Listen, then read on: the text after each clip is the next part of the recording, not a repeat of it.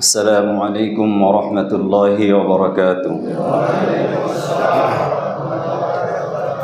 نحمده ونستعينه ونستغفره ونؤمن به ونتوكل عليه ونعوذ بالله من شرور أنفسنا ومن سيئات أعمالنا. من يهد الله فلا مضل له ومن يضلله فلا هادي له. ونشهد أن لا إله إلا الله وحده لا شريك له الذي لا ضد له ولا ند له ولا مثيل له ولا مشير له. ونشهد أن سيدنا وسندنا وحبيبنا ومولانا محمدا عبده ورسوله الذي أرسله بالحق بشيرا ونذيرا وداعيا إلى الله بإذنه وسراجا وقمرا منيرا. أما بعد فقد قال الله تعالى في كلامه المجيد وفي فرقانه الحميد. সবাই পড়ি আউযু বিল্লাহি মিনাশ শাইতানির রাজিম। বিসমিল্লাহির রহমানির রহিম। ইয়া আইয়ুহাল্লাযীনা আমানু লা تتخذوا اليهود والنصارى أولياء بعضهم أولياء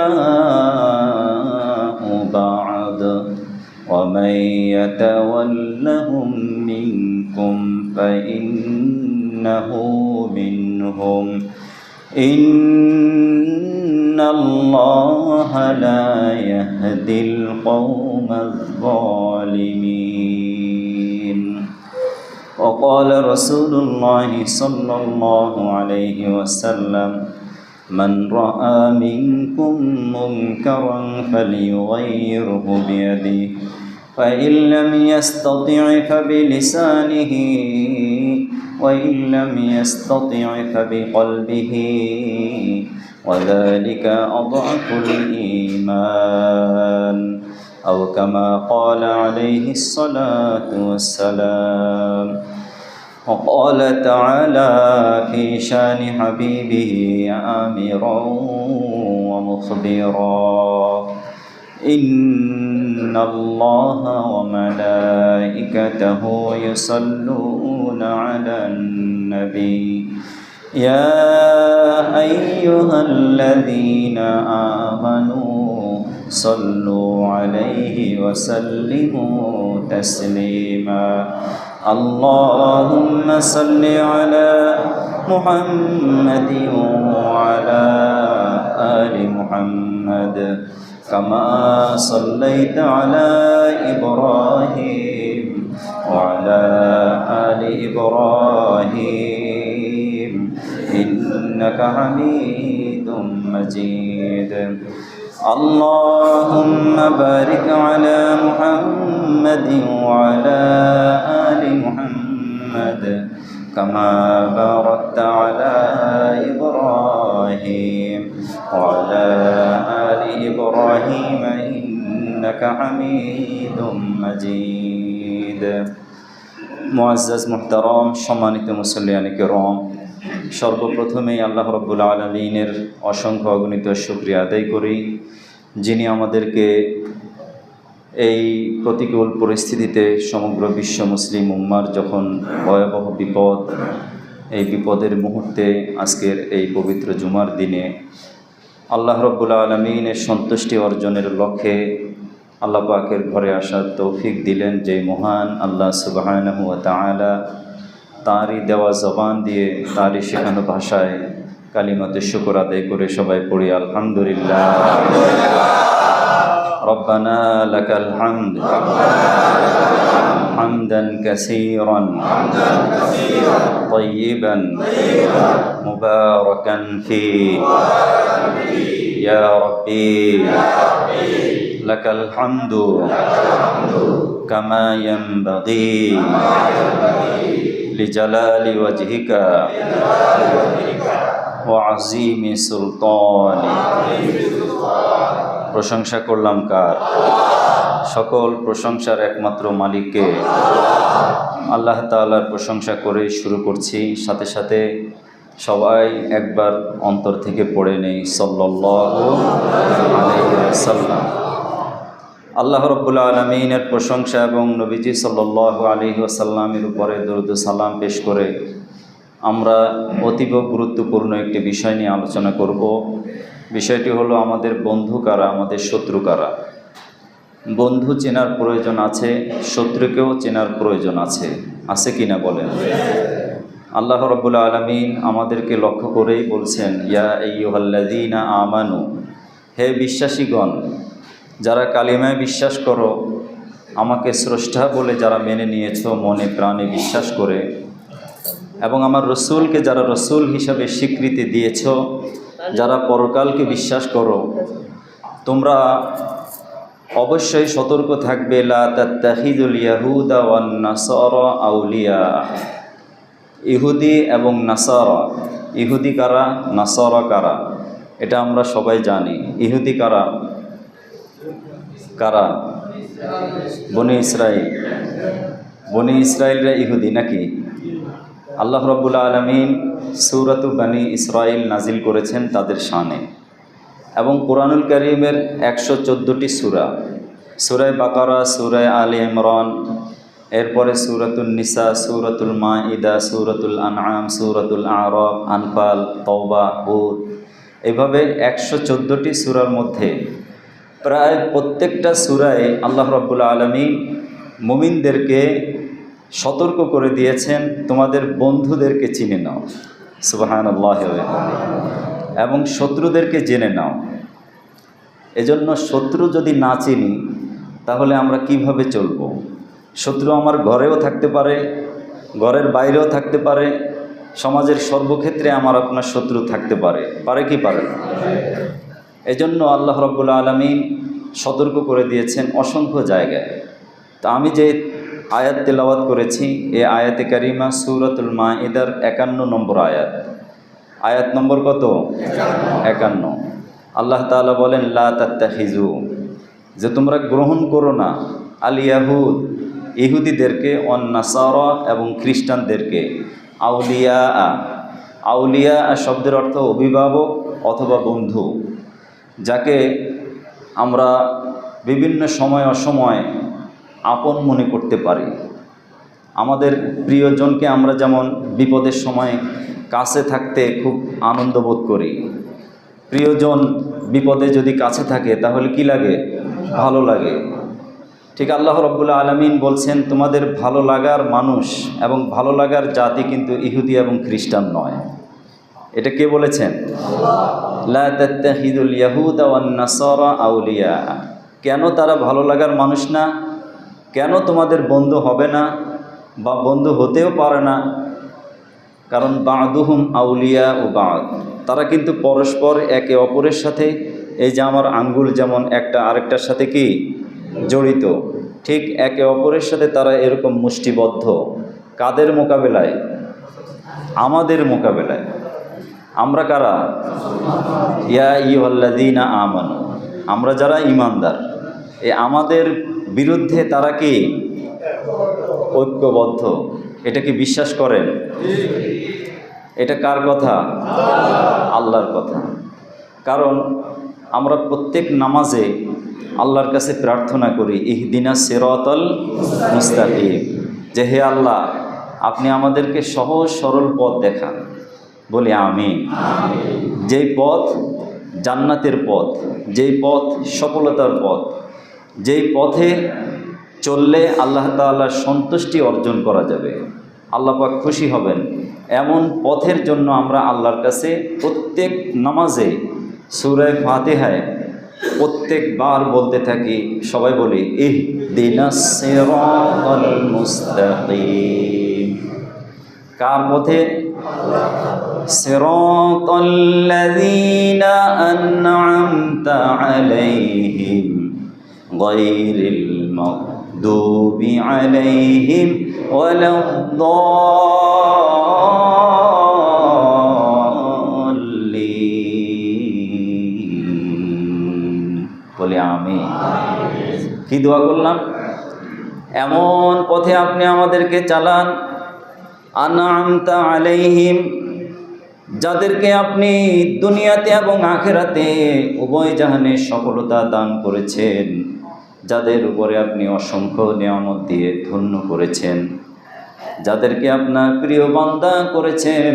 আল্লাহ রাব্বুল আলামিন তাদেরও বর্ণনা দিয়ে দিলেন পবিত্র কোরআনুল কারীমে, ওমাই ইউতিইল্লাহা ওয়া রাসূলাহু ফাউলাইকা মা'আল্লাযীনা আন'আমাল্লাহু আলাইহিম। যে আল্লাহ এবং তার রাসূলের আনুগত্য করবে, আল্লাহ রাব্বুল আলামিন তাদেরকে এই নিয়ামতের অধিকারী বানিয়ে দিবে। যারা আল্লাহ এবং তার রাসূলের আনুগত্য করবে, তাদের ছাড়া আর কারো উপাসনা বান্দেগি করা যাবে না। ওমাই ইউতিইল্লাহা ওয়া রাসূলাহু, তারাই ফাউলাইকা মা'আল্লাযীনা আন'আমাল্লাহু আলাইহিম, আল্লাহ রাব্বুল আলামিন যাদের উপরে নিয়ামত দিয়েছেন, মিনান নবীন, সমস্ত নবীগণ আল্লাহ রাব্বুল আলামিনের নিয়ামত প্রাপ্ত, ঠিক কি না? ওয়াস-সিদ্দীকিন, যারা সততা বজায় রাখে, যারা সিদ্দিক। ওয়াস-সালিহিন, যারা সৎকর্মশীল। ওয়াস-সিদ্দীকিন ওয়াস-সালিহিন উলাইকা হাসুনা রাফিকা, তারাই আল্লাহ রাব্বুল আলামিনের সর্বোত্তম বন্ধু। জোরকন আমিন।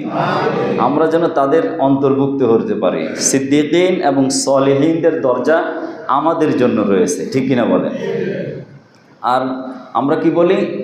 তাদের পথে নয়, গায়রিল মাগদুবি আলাইহিম, যাদের উপরে অভিশাপ দেওয়া হয়েছে, যারা অভিশপ্ত, যারা লানত প্রাপ্ত, যাদেরকে আল্লাহ রাব্বুল আলামিন পৃথিবীতে অসংখ্য নিয়ামতের অধিকারী করেছেন, যাদেরকে লক্ষ্য করে আমাদের প্রিয় নবী রাসূল করিম সাল্লাল্লাহু আলাইহি ওয়াসাল্লামকে বলে দিয়েছেন, ইয়া বানি ইসরাঈল আযকুরু, হে রাসূল আপনি বলে দেন, হে বানি ইসরাঈল, উযকুরু, তোমরা স্মরণ করো, নিয়ামতি আল্লাতী আন'আমতু আলাইকুম, আমার ওই সমস্ত নিয়ামতের কথা যেগুলো আমি তোমাদেরকে দিয়েছি।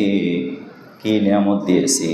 তোমাদের মধ্যে আমি পৃথিবীতে অসংখ্য নবী রাসূল পাঠিয়েছি। শুধু নবী রাসূল নয়, আমি দুনিয়াতে তোমাদেরকে এমন সম্মানের অধিকারী বানিয়েছি, ফাদ্দালতুকুম আলাল আলামিন, পৃথিবীতে এত সম্মান, এত ইজ্জত আর কাউকে দেওয়া হয় নাই যা তোমাদেরকে দেওয়া হয়েছে। দুনিয়ায় থাকতে তোমাদেরকে আমি জান্নাতের খাবার দিয়ে তোমাদেরকে আপ্যায়ন করেছি। এই ইহুদিদেরকে জানেন তো সবাই, জান্নাতের খাবার মান্না এবং সালোয়া দিয়ে তাদেরকে আল্লাহ তাআলা আপ্যায়ন করেছেন। কোন পরিস্থিতিতে? যখন ফিরআউনের কবল থেকে হজরতে মূসা আলাইহিস সালামের জাতি কারা? এই বনি ইসরাইল। আল্লাহ রাব্বুল আলামিন যখন তাদেরকে মুক্ত করে দিলেন ফিরআউনের কবল থেকে, ফিরআউন তাদেরকে হত্যা করার জন্য সৈন্যবাহিনী নিয়ে ধাওয়া করেছে। আল্লাহ রাব্বুল আলামিন মূসা আলাইহিস সালামকে বললেন, আপনার লাঠি দিয়ে কি করেন? এই সাগরের উপরে আঘাত করেন। এক আঘাতে 12 গোত্রের জন্য, 12 জাতির জন্য আল্লাহ তাআলা 12টি প্রশস্ত রাস্তা করে দিলেন। তারা নিরাপদে রাস্তা পার হয়ে গেল, আর ফিরআউন কি সদল বলে ডুবে গেল। আল্লাহ রাব্বুল আলামিন তাদেরকে মুক্ত করে তাদেরকে নিরাপদে সমুদ্র পার করে হজরতে মূসা আলাইহিস সালামের আনুগত্য করতে বললেন। আল্লাহ তাআলা মূসা আলাইহিস সালামকে বললেন, তোমার জাতিকে নিয়ে তুমি এখন সিরিয়াতে যেতে হবে। সিরিয়ায় এক জালিম শাসক ছিল, তার বিরুদ্ধে তোমাদেরকে জিহাদ করতে হবে। হজরত মূসা আলাইহিস সালাম তাদেরকে প্রস্তাব করলেন, চলো, আল্লাহর নির্দেশ আসছে, আমাদের সবাইকে সিরিয়াতে যেতে হবে। তারা কি বলল? ইন্না হাহুনা কাঈদুন, তুমি যাও আর তোমার রব যাক, আমরা এখানে বসে থাকলাম, আমরা যাব না। জোরে কোন নাউজুবিল্লাহ। পৃথিবীতে এত নবী রসুল তাদের মধ্যে আসছে, আর ইহুদ আসলে হজরত ইয়াকুব আলাইহিস সালামের নাম হলো ইসরাইল, আর বনি ইসরাইল মানে আল্লাহর বান্দা। এই ইয়াকুব আলাইহিস সালামের দুই সন্তান ছিল, এক সন্তান ইসহাক এবং কি আর ইসমাঈল আলাইহিস সালাম। হজরত ইব্রাহিম আলাইহিস সালামের বংশধরের মধ্যে এই দুই সন্তান, বিশেষ করে ইসহাক আলাইহিস সালামের বংশধর ইহুদি জাতি, আর ইসমাঈল আলাইহিস সালামের বংশধর আমাদের প্রিয় নবী রাসূল করিম সাল্লাল্লাহু আলাইহি ওয়াসাল্লাম। তখন থেকেই তারা এই শত্রুতা করে আসছে যে আমাদের বংশে আল্লাহ তাআলা পৃথিবীতে সব নবী রসুল পাঠিয়েছেন, আর অথচ শেষ নবী, সর্বশ্রেষ্ঠ নবী এবং নবীদের শেষ নবী বিশ্বনবী মুহাম্মদুর রাসূলুল্লাহ সাল্লাল্লাহু আলাইহি সাল্লাম আমাদের বংশে পাঠানো হয় নাই। এই শত্রুতা, এই দুশ্মনী তারা তখন থেকেই শুরু করেছে। হজরতে ইউসুফ আলাইহিস সালামকে তার বৈমাত্রীয় ভাইগণ, সৎ ভাইয়েরা ষড়যন্ত্র করে কুয়ায় নিক্ষেপ করেছে।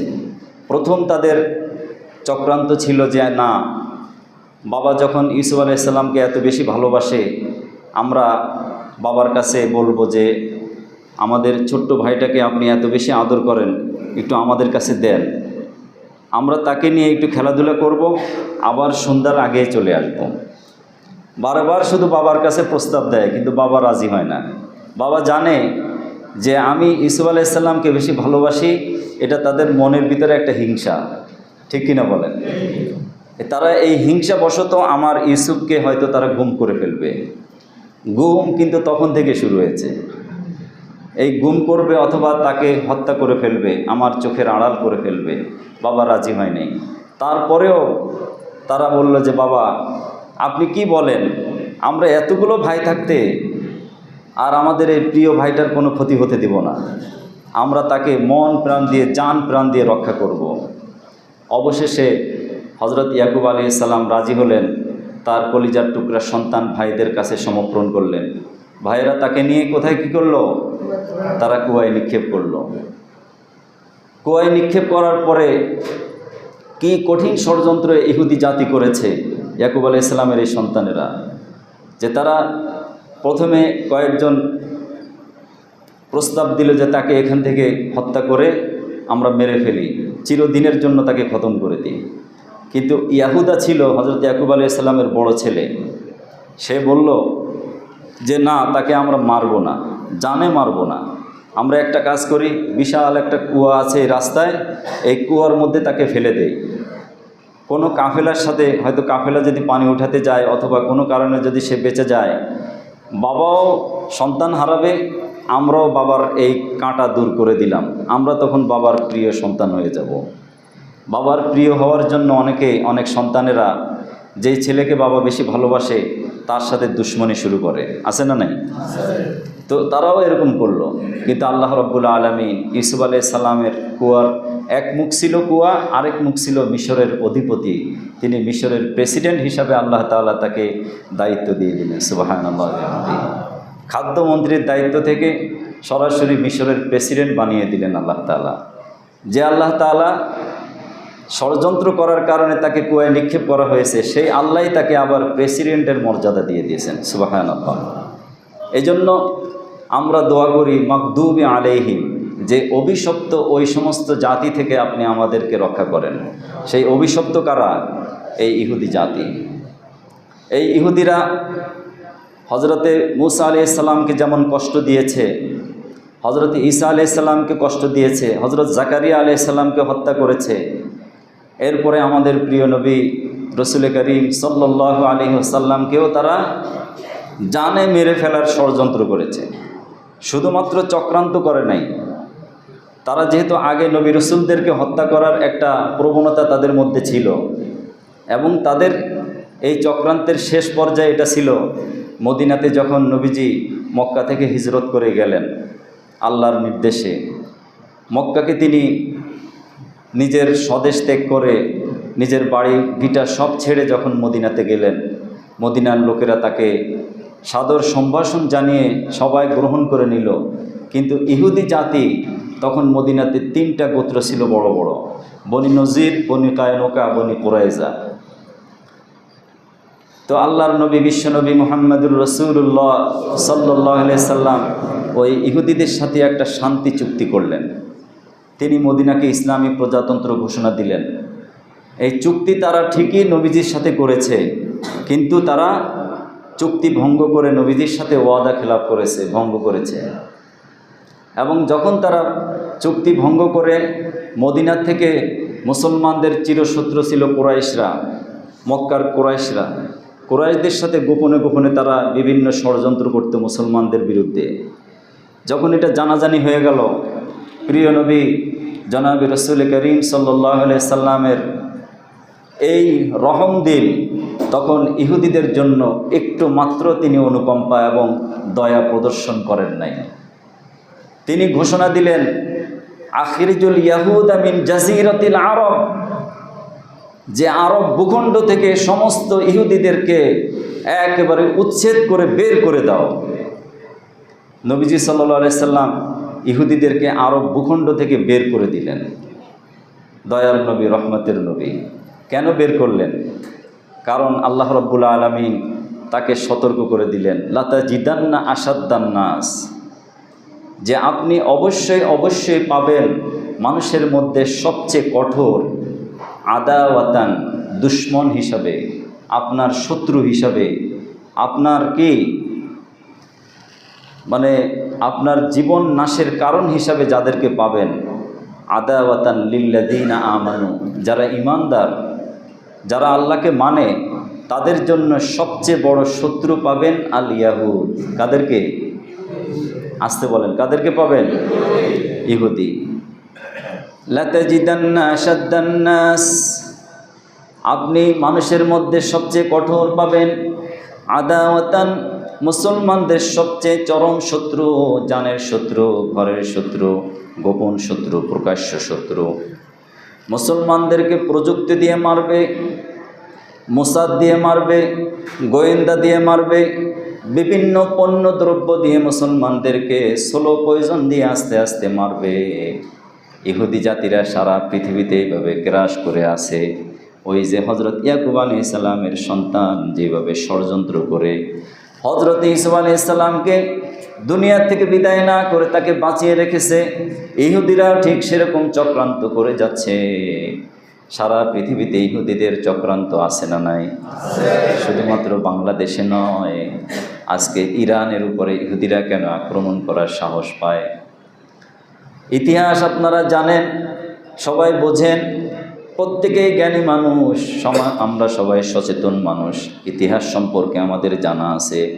নবীজি যখন মদিনা থেকে ইহুদিদেরকে বের করে দিলেন, ইহুদিরা এই ভূখণ্ডে কিছুদিন, ওই ভূখণ্ডে কিছুদিন, ওখানে কিছুদিন, এখানে কিছুদিন, তাদের স্থায়ী কোনো রাষ্ট্র সারা পৃথিবীতে কোথাও নাই। এই যে ফিলিস্তিন, যেই আকসা তারা দখল করে আছে, এটাও তাদের নিজস্ব ভূখণ্ড নয়, তারা জোর করে দখল করে রাখছে। মসজিদে আকসাকে তারা, এই গাজার উপরে, ফিলিস্তিনের মুসলমানদের উপরে জুলুম নির্যাতন, একেবারে ইতিহাসের বর্বরচিত যত প্রকারের জুলুম আছে, নির্যাতন আছে, সকল প্রকারের জুলুম নির্যাতন ফিলিস্তিনের মুসলমানদের উপরে চালাচ্ছে কারা? এই ইহুদি জাতি। এই জন্য নবীজি সাল্লাল্লাহু আলাইহি সাল্লামকে হত্যার ষড়যন্ত্র করেছে তারা। নবীজি যখন শান্তি চুক্তি হয়, ওই চুক্তি থাকাকালীন সময় তাদের সাথে কথা ছিল, তারা আরব ভূখণ্ডে যদি কোনো শত্রু আক্রমণ করে তো সবাই সম্মিলিতভাবে তা প্রতিহত করবে, এবং চুক্তিকালীন সময় কেউ কারোর উপরে কোনো জুলুম করবে না, নির্যাতন করবে না। চুক্তিকালীন সময় একে অপরের সাথে ক্রয় বিক্রয় চলবে, লেনদেন চলবে, কোনো অসুবিধা নেই। আর তারা এই ভূখণ্ডে ট্যাক্স দিয়ে, জিজিয়া দিয়ে, কর দিয়ে তারা থাকবে, যেহেতু এটা ইসলামী ভূখণ্ড। এটার উপরে তারা শান্তি চুক্তি করেও শত্রুদের সাথে গোপনে ষড়যন্ত্র করত। এজন্য নবীজি সাল্লাল্লাহু আলাইহি সাল্লাম তাদের খেজুর বাগান বনু নজির গোত্রের খেজুর বাগান নবীজি নির্দেশ দিলেন তাদের এই ধন সম্পদ সব আগুন দিয়ে জ্বালায় দাও। আজকে ইরান যে ক্ষেপণাস্ত্র নিক্ষেপ করেছে, আজকের পত্রিকার খবর আপনারা দেখেছেন কিনা জানি না, গতকালকে যে ইসরায়েলের দক্ষিণ অঞ্চল এখন আগুনে প্রজ্বলিত, জোরে কোন সুবহানাল্লাহ। আজকে ইরানের পক্ষে আমাদের থাকার দরকার আছে না নাই? আমরা ইরানকে শিয়া বলে বা অন্য এটা বলে সেটা বলে এখন আর এই বলার সময় নেই। এখন আল কুফরু মিল্লাতুন ওয়াহিদা, যেহেতু সারা বিশ্বের কুফরি শক্তি যেহেতু এক, এখন মুসলমানদের সময়ের দাবি ইমাম মাহাদির আগমনের সময় মনে হয় আর বেশি দিন নাই। এখন মুসলমানদেরকেও সারা পৃথিবীতে সব মুসলমান যেখানেই আক্রান্ত হবে, সারা পৃথিবীর সকল মুসলমানদের অন্তরে যেন ব্যথা লাগে। আজকে যদি আমার আপনার হৃদয়ে ব্যথা না লাগে, সারা পৃথিবীর সকল মুসলমানদেরকে নবীজি বলেছেন একটা শরীর তুল্য মাথা থেকে পা পর্যন্ত শরীরের কোনো অঙ্গ যদি ব্যথা পায়, কোনো আক্রান্ত হয়, সমস্ত শরীর সেটা অনুভব করে, ঠিক কিনা? আজকে যদি আমার আপনার মনে ব্যথা না লাগে, ফিলিস্তিনের শিশুদের এই রক্ত দেখে যদি মনের ভিতরে কষ্ট না লাগে, চোখের পানি যদি না ফেলতে পারি, ইরানের মুসলমানদের জন্য কষ্ট না লাগে, ভারতের নির্যাতিত মুসলমানদের জন্য যদি কষ্ট না লাগে, ফিলিস্তিনের মুসলমানদের জন্য যদি আমাদের রক্তক্ষরণ না হয়, আমরা কিভাবে মুসলমান দাবি করি? নবীজি বলেন মান রাআ মিনকুম মুনকারান ফালিয়ুগাইয়িরহু বিয়াদিহি। কথা বলবেন আচ্ছা, আর 2 মিনিট। নবীজি কি বলেছেন? মান রাআ মিনকুম মুনকারান ফালিয়ুগাইয়িরহু বিয়াদিহি। যদি তোমরা কোনো অন্যায় দেখো, প্রথমে আমাদের দায়িত্ব কি এই পরিস্থিতিতে? 1 নম্বর হলো অন্যায়কে আমরা প্রশ্রয় দেব না, ঠিক আছে তো ইনশাআল্লাহ? কোনো অপরাধ দেখলে অপরাধের পক্ষে আমরা থাকব না, জালিমের পক্ষে থাকব না, মজলুমের পক্ষে থাকবো ইনশাআল্লাহ। দ্বিতীয়ত, আমরা তো এখন ইরানের সাথে সংযুক্ত হয়ে যুদ্ধ করতে পারবো না। যারা করছে আমরা তাদের জন্য আমাদের এই 2 হাতটা প্রসারিত করে দোয়া করব। সবাই 2 হাত ধরে কি করব? দোয়া করব। রব্বানা আখরিজনা মিন হাযিহিল ক্বরিয়াতিজ যালিমি আহলুহা। আল্লাহ রাব্বুল আলামিন ডেকে ডেকে বলছেন ওমা লাকুম লা তুকাতিলুনা ফি সাবিলিল্লাহ। তোমাদের কি হলো?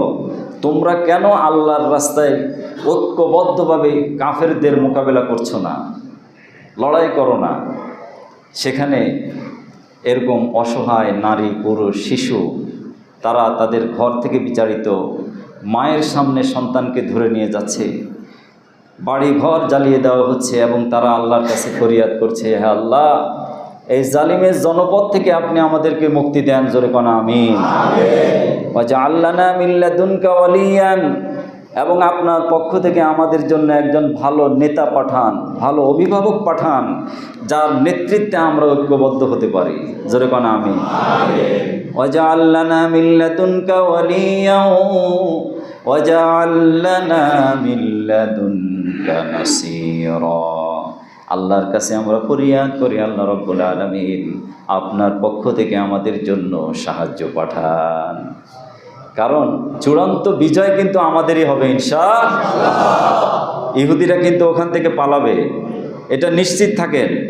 কারণ এটা কার ঘোষণা? তাদের অন্তরে ভয় দিবেন কে?